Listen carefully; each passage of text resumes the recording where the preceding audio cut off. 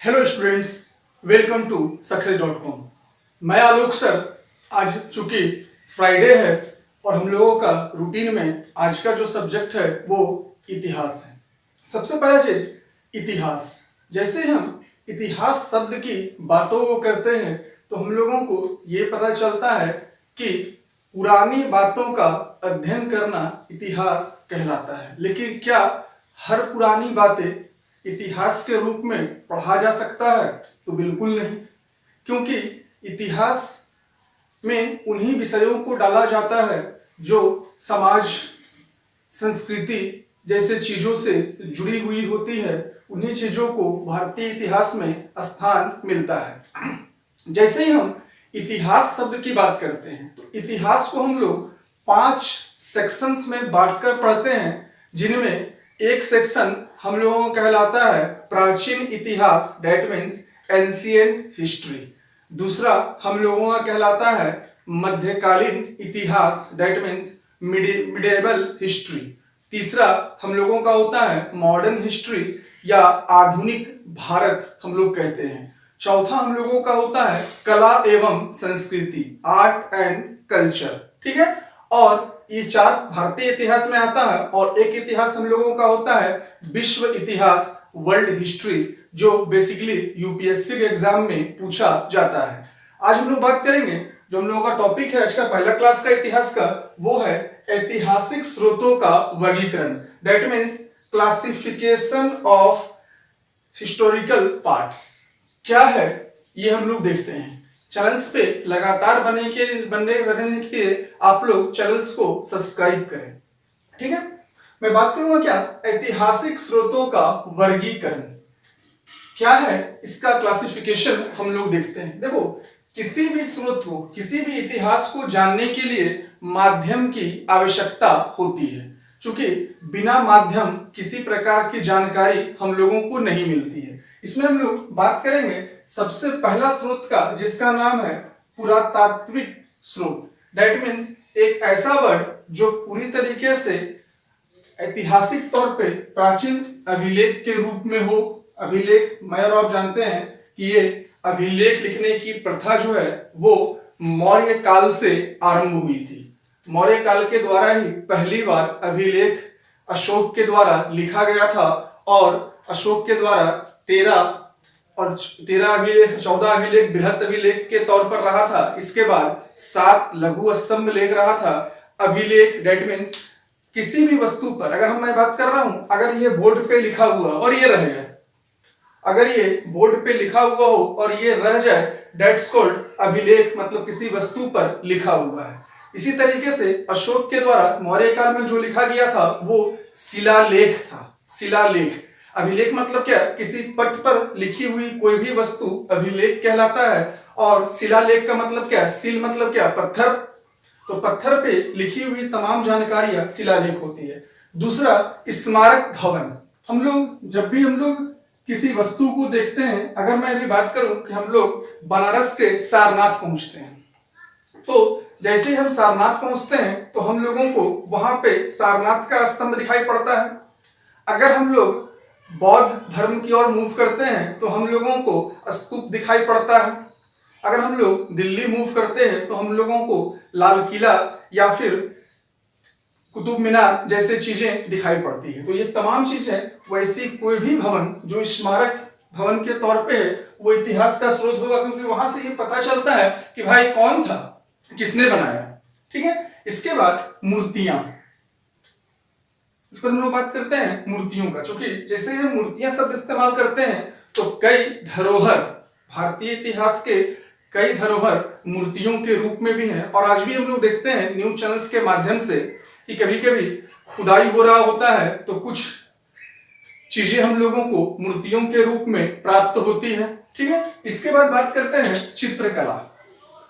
ठीक है, तो ये जो हम लोगों का पुरातात्विक स्रोत के तौर पर भारतीय इतिहास में जाना जाता है। दूसरा हम लोगों का है लिटरेसी, मतलब साहित्यिक स्रोत, साहित्य का स्रोत, एक ऐसा स्रोत जो लिटरेरी सोर्स के तौर पर जाना जाता है, मतलब पुस्तकों के माध्यम से। सीधा सा मतलब याद रखना क्या, पुस्तकों के माध्यम से जो लिखा हुआ होता है और जिसको हम लोग पढ़ते हैं वो साहित्यिक स्रोत के तौर पर जाना जाता है। इसमें हम लोगों का दो स्रोत है, एक भारत के लेखकों द्वारा जो लिखा गया है वो भारतीय स्रोत, और दूसरा जो विदेशी लेखकों द्वारा लिखा गया है वो विदेशी स्रोत। दैट मीन्स भारतीय साहित्य और विदेशी साहित्य के तौर पर आता है।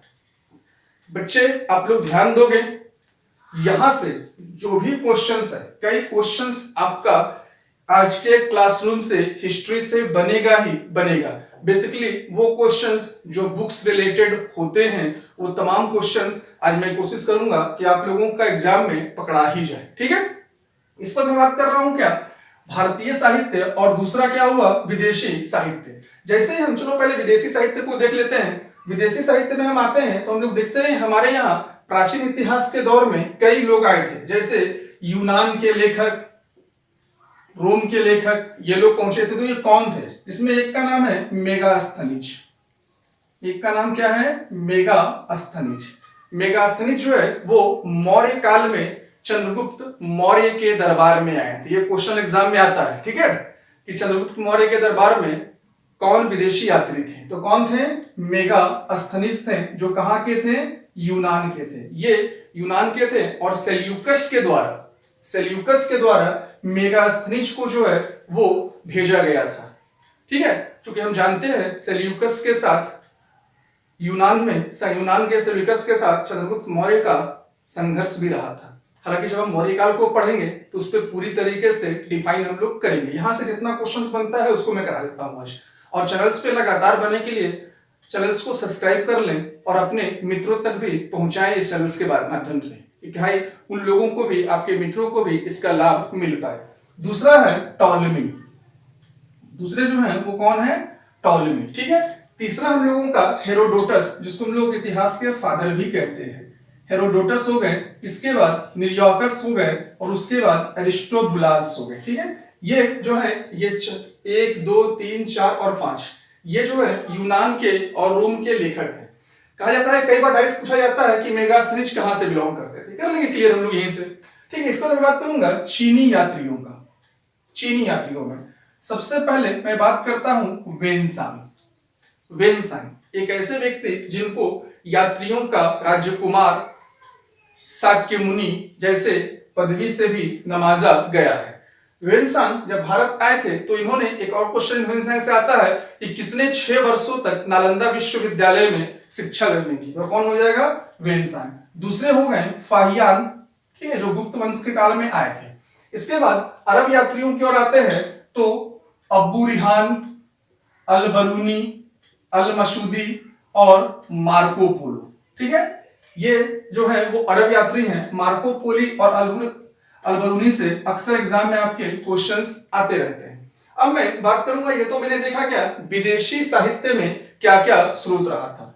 अब हम लोग आते हैं भारतीय साहित्य की ओर। भारत के साहित्य में कौन कौन सी चीजें हैं। देखो, भारतीय साहित्य में सबसे पहला जो है वो ब्राह्मण साहित्य है। ब्राह्मण साहित्य जो वैदिक सभ्यता में ब्राह्मण साहित्य लिखा गया था। और वैदिक सभ्यता के अंदर में जो है जो ब्राह्मण साहित्य है उनके नाम इस प्रकार है। पहला वेद। जानते हैं हम लोग कि दुनिया का सबसे पहला कोई लिखित विवरण है तो वो वेद में है। वेद में सबसे पहला वेद जो है वो कहलाता है ऋग्वेद।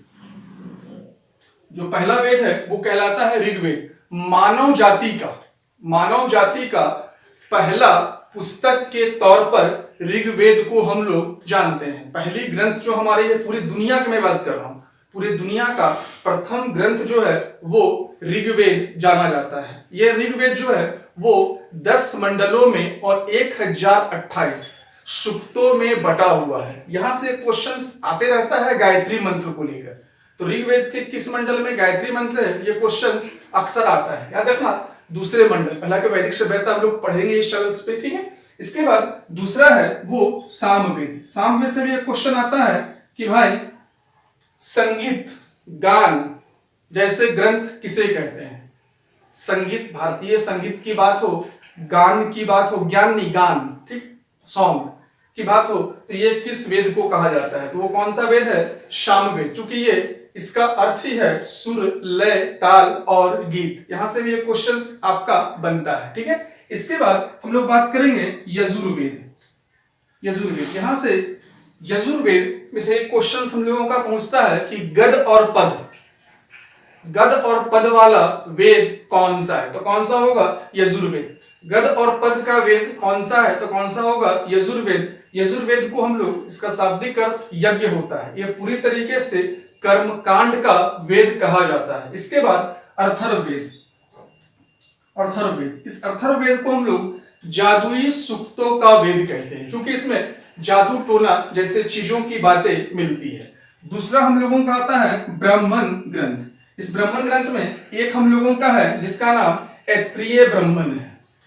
देखो यहां से कई बार क्वेश्चन आता है सबसे बड़ा ग्रंथ कौन सा है, सबसे बड़ा ग्रंथ कौन सा है, तो डायरेक्ट हम लोग बोलेंगे कौन सा है, ब्राह्मण ग्रंथ है। सबसे पहला वेद कौन सा है, तो ऋग्वेद है, ठीक है।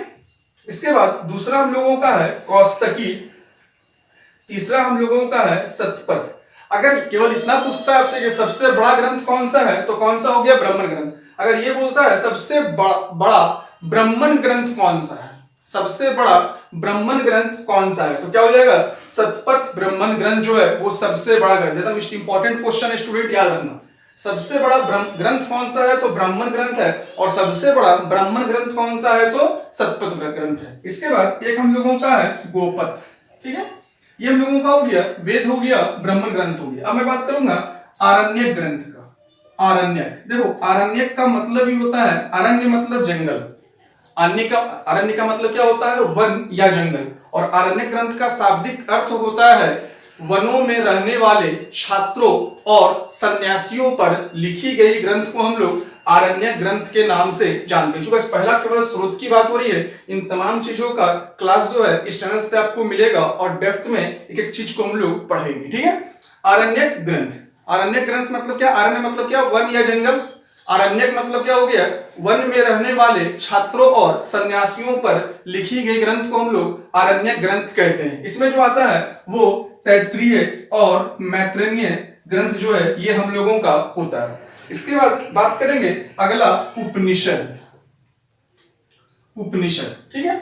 उपनिषद एक ऐसा ग्रंथ जो पूरी तरीके से यहाँ पे कई चीजें इसमें एग्जाम में पूछा जाता है, जिसमें एक हम लोगों का होता है छंदोयज्ञ उपनिषद।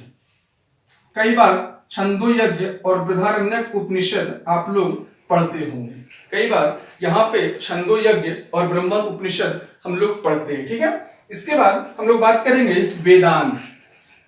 वेदांग, देखो कई बार केवल इतना ही पूछता है वेदांगों की संख्या कितनी, देखो गिन लो तो वेदांगों की संख्या कितनी है, कौन कौन है, एक शिक्षा, एक कल्प, दो व्याकरण, तीन, जो कि व्याकरण जो शब्द है यहीं से लिया गया है, निरुक्त, चार, जयमिति का पुस्तक कहा जाता है इसे, और छंद 5 और ज्योतिष शास्त्र 6। दैट मींस वेदांगों की संख्या कितनी हो गई, 6 हो गई। इसके बाद हम लोग आते हैं उपवेद में। देखो उपवेद मतलब वेद का उपवेद। उपवेद मतलब क्या हो गया, वेद का उपवेद, जिसमें ऋग्वेद का उपवेद जो है वो आयुर्वेद है, सामवेद का उपवेद जो है वो गंधर्व वेद है, और यजुर्वेद का उपवेद जो है वो धनुर्वेद है, अथर्ववेद का उपवेद शिल्पवेद है। कई बार ये क्वेश्चंस पूछता है, कई बार ये क्वेश्चंस पूछता है कि ऋग्वेद का उपवेद कौन सा है, तो कौन सा हो गया, आयुर्वेद। सामवेद का उपवेद कौन सा है, तो कौन हो गया, गंधर्व वेद। यजुर्वेद का उपवेद कौन सा है, तो धनुर्वेद। और अथर्ववेद का उपवेद कौन सा है, तो शिल्पवेद। इसके बाद सठ दर्शन, फिलोसफी, सठ दर्शन। सठ दर्शन जो है वो सांख्य दर्शन होता है, जिसके लेखक जो है वो कपिल मुनि है, योग दर्शन पतंजलि है, न्याय दर्शन गौतमी है, वैशेषिक हो गया पूर्व मीमांसा और उत्तर मीमांसा। इसके बाद हम लोग बात करेंगे महाकाव्य। महाकाव्य, यहां से भी क्वेश्चंस होता है कि भाई महाभारत का प्राचीन नाम क्या है। काव्य कितना है, 2 हो गया, एक रामायण और एक महाभारत। ये 2 महाकाव्य हम लोगों का है, जिसमें महाभारत से क्वेश्चन हमारा होता है कि महाभारत का प्राचीन नाम क्या है, तो क्या है, जय संहिता। इसके लेखक कौन है, तो वेद व्यास। और रामायण का पहला विश्व लेवल पर कौन से देश ने इसको अपने भाषा में ट्रांसलेट किया था? तो ये चीन है। रामायण एक ऐसा महाकाव्य है जिसे पूरी दुनिया में और भारत के तमाम अलग अलग राज्यों में अपने अपने तरीके से इसे हर भाषा में लिखा गया है। ठीक है, चाहे वो कोई भी देश हो भारत विश्व स्तर पे, चाहे भारत का कोई भी राज्य हो, सभी अपने अपने भाषा में रामायण का अनुवाद जो है किए हुए हैं। लेकिन सबसे पहला विश्व स्तर पे देश कौन सा है जो रामायण का अनुवाद किया था? तो वो कौन सा हो गया? चीन हो गया। ठीक है, अब मैं बात करूंगा बौद्ध साहित्य। ये हम लोगों का क्या था? ब्राह्मण साहित्य को हमने देखा। अब मैं बात करने जा रहा हूं बौद्ध साहित्य। बौद्ध साहित्य में सबसे बड़ा बौद्ध साहित्य की बात हो रही हो, ध्यान रखना, बौद्ध साहित्य को हम लोग त्रिपिटक कहते हैं। बौद्ध ग्रंथ की भाषा में हम लोग यहाँ पे चूंकि साहित्य की बात हो रहा है, बौद्ध धर्म को भी लोग पढ़ने रहे हैं, इसलिए फिर भी जान लो बौद्ध साहित्य को हम लोग पीटक के नाम से जानते हैं या त्रिपिटक के नाम से जानते हैं। इसमें सबसे बड़ा पीटक जो है वो सुत्त पीटक है। बौद्ध साहित्य का सबसे बड़ा पीटक कौन सा है? सुत्त पीटक। उसके बाद विनय पीटक। एक्चुअली ये दोनों जो है सुत्त पीटक और विनय पीटक को प्रथम बौद्ध संगीति जो 483 ईस्वी में हुआ था, 483 ईस्वी में हुआ था, वहां पे अपनाया गया था। पूरी डिटेल्स हम लोग हर चैप्टर्स को जब बौद्ध धर्म को पढ़ेंगे इसका पूरा डिटेल्स आपको मिलेगा। ठीक है, सुत्त पीटक और विनय पीटक। उसके बाद हम लोगों का है अभिधम्म पीटक। ये तीसरी बौद्ध संगीति में लिया गया था। फिर मिलिंद पन्नु। ये मिलिंद पन्नु जो है वो नागसेन की बातचीत इसमें वर्णित है। बुद्ध चरित्र एकदम गारंटेड क्वेश्चन है एग्जाम में, क्योंकि बुद्ध चरित्र के लेखक कौन है ये आता ही आता है, तो ये अश्वघोष है। उसके बाद जो है वो दिव्य वादन है। ठीक है, तो बौद्ध साहित्य के तौर पे हम लोग मुख्य तौर पे देख रहे हैं क्या क्या? सुत्त पीटक, विनय पीटक, अभिधम्म पीटक, मिलिंद पन्नु, बुद्ध चरित्र, एकदम स्टार लगा देना बुद्ध चरित्र पे, चूंकि ये आता है कि इसके लेखक कौन है, और सुत्त पीटक आता है कि सबसे बड़ा बौद्ध ग्रंथ कौन सा है। ठीक है, इसके बाद दिव्य वादन। अब मैं बात करूंगा जैन साहित्य का। जैन साहित्य में एक साहित्य हम लोगों का है जिसको हम लोग कहते हैं परिष्ट पर्व, या फिर किसी किसी पुस्तक में इसके लिए परिष्ट पर्वन भी लिखा रहता है। परिष्ट पर्व कहते हैं, या किसी किसी पुस्तक में इसके लिए परिष्ट पर्वन भी लिखा रहता है। दूसरा हो गया भद्रबाहु चरित्र। ये मौर्य काल से संबंधित पुस्तक है। इसके बाद भगवती सूत्र।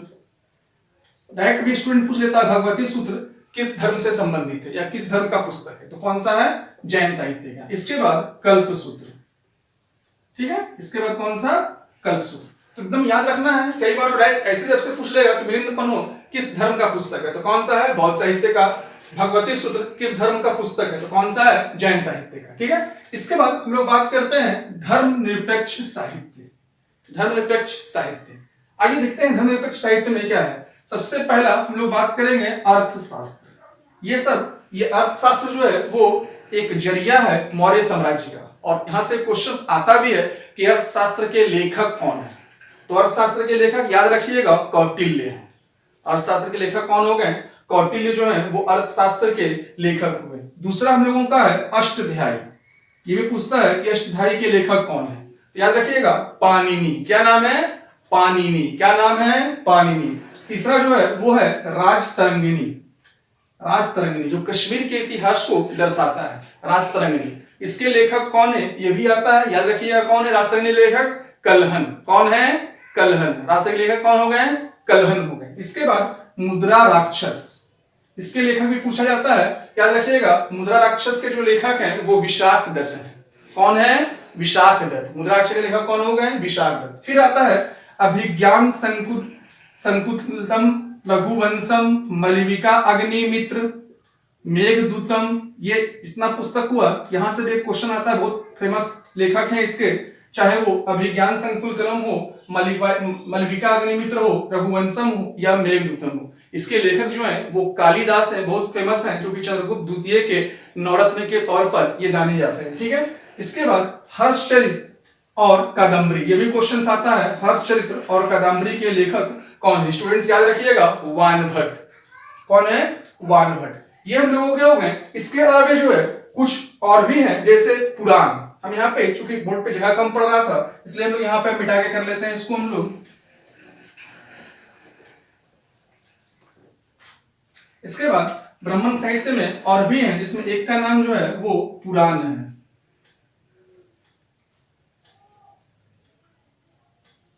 पुराण, इस पुराण में जो है वो विष्णु पुराण,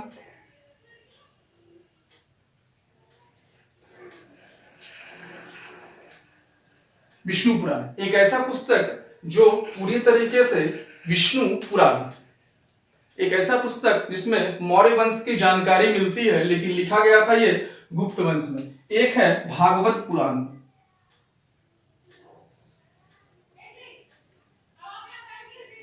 एक है हम लोगों का भागवत पुराण। उसके बाद शिव पुराण,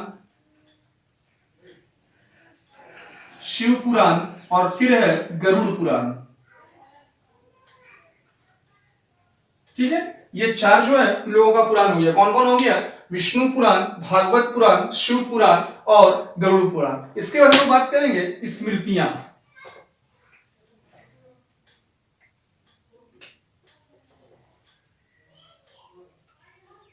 स्मृतियां, स्मृतियों के तौर पे सबसे फेमस और सबसे पहला स्मृति जो है वो है मनु स्मृति, कभी मत भूलना। ठीक है, मनु स्मृति। इसके बाद नारद स्मृति और याज्ञवल्क्य। क्लियर है? ये हम लोगों के हो गए। अब हम लोग बात करेंगे दक्षिण में, दक्षिणी साहित्य। दक्षिण में जानकारियां जो है वो दक्षिण साहित्य से मिलता है, जिसको हम लोग संगम काल कहते हैं। संगम काल में संगम साहित्य जो है वो तिरुकुलर है, शिल्पा द्विकरण है, इसके अलावा मानिमे कल है। ठीक है, आज हम लोगों का पूरा क्लास जो रहा वो ऐतिहासिक स्रोत के वर्गीकरण के इर्द गिर्द रहा, क्योंकि ये अपने आप में एक महत्वपूर्ण चैप्टर्स भारतीय इतिहास का जाना जाता है, जहां के हर सेक्शन से क्वेश्चंस पूछा जाता है, चाहे वो पीटी के एग्जाम हो या फिर मेन का रिटन एग्जाम हो। याद रखना, अगर आपसे बीपीएससी में या जेपीएससी में अगर भारतीय इतिहास से क्वेश्चंस करता है तो आपसे डायरेक्ट यहाँ पे एक क्वेश्चन लिख देता है मेन के लिए, ऐतिहासिक स्रोतों के वर्गीकरण का व्याख्या करें। ऐतिहासिक स्रोतों के वर्गीकरण का व्याख्या करें, जिसको आप बखूबी जो है वो पूरी तरीके से इसको लिख सकते हैं कि भाई स्रोत जो है वो दो तरह के हैं, एक पुरातात्विक स्रोत है और दूसरा साहित्यिक स्रोत है। इसके अलावा पुरातात्विक स्रोत में अभिलेख, स्मारक, मूर्तियां, चित्रकला है। साहित्यिक में भारतीय साहित्य है और विदेशी साहित्य है। तो विदेशी साहित्य के कौन कौन से स्वरूप हैं, कौन कौन ऐसे हैं जो विदेशी साहित्य को लिखे हैं, और कौन से ऐसे भारतीय साहित्य कौन कौन सा है, इन तमाम चीजों का डाटा जो है आप इजी वे में मेन के एग्जाम में भी, चाहे वो यूपीएससी हो, बीपीएससी हो या जेपीएससी हो, इजी वे में कवर कर सकते हैं। स्टूडेंट्स, लगातार चैनल्स का हर क्लास को लेने के लिए सब्सक्राइब जरूर करें और अपने मित्रों तक इस चैनल्स की बातों को बताएं। क्लास कैसा लगा स्टूडेंट, जरूर लाइक बटन दबाएं। जय हिंद, जय भारत।